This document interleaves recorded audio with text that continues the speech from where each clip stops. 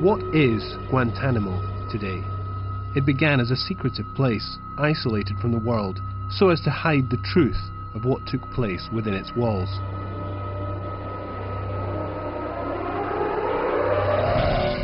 In 2012, now recognised across the world, it represents a decade of damage to human rights.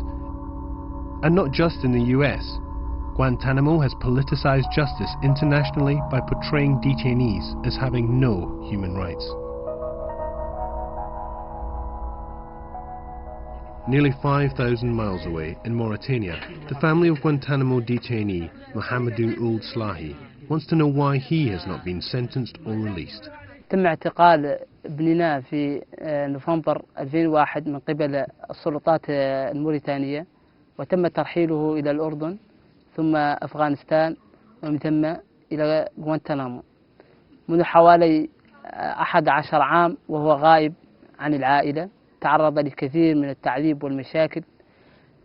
إنه عار على دولة تدعي الديمقراطية أن تعتقل سجين لأكثر من 10 سنوات دون أن تقدمه إلى العدالة أو تطلق سراحه. نحن لا نريد إلا أن يطلق سراح ابننا أو يقدم إلى محكمة مدنية عادلة.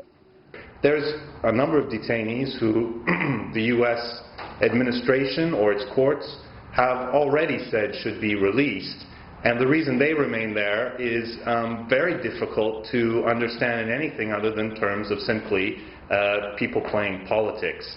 Clearly, in international armed conflicts, states can recognize people they capture as prisoners of war and hold them until the war is over. What's happened in this case is the United States has defined for itself a kind of war that would seem to go on everywhere and forever, and then use that concept as the basis to assert the right to indefinitely detain people. Many countries now cite Guantanamo and the example of US counter-terrorism policies to justify their own human rights violations. Mauritania recently adopted new anti-terror laws and have held detainees incommunicado and tortured them to extract confessions.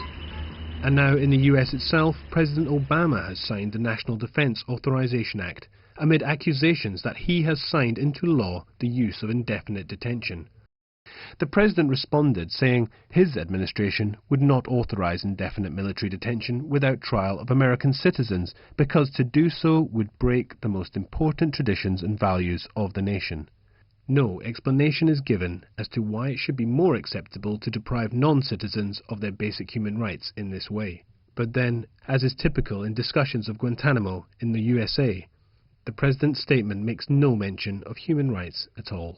One of the big challenges for Amnesty International is the very widespread acceptance in the United States, not only by politicians, but by the judiciary and by many people in the public, of this idea that the United States is at war, that there are exceptional circumstances in which human rights have to be set aside. And the issue of Guantanamo has become highly politicized in domestic U.S. politics. I tell you, as we speak, the threat to our homeland is growing.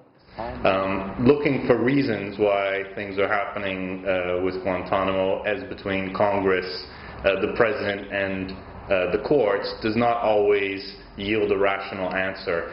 And all of this is kind of fed by a politics of fear that's being exploited in the United States at the moment.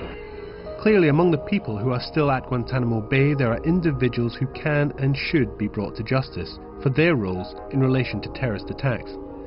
But there is an entire law enforcement system in the United States that has essentially been ready and waiting since September 2001 to bring those individuals to justice. So why, after a decade of detentions at Guantanamo, has only one detainee been transferred to the USA for prosecution in an ordinary federal court? When will America put liberty and justice before this politics of fear?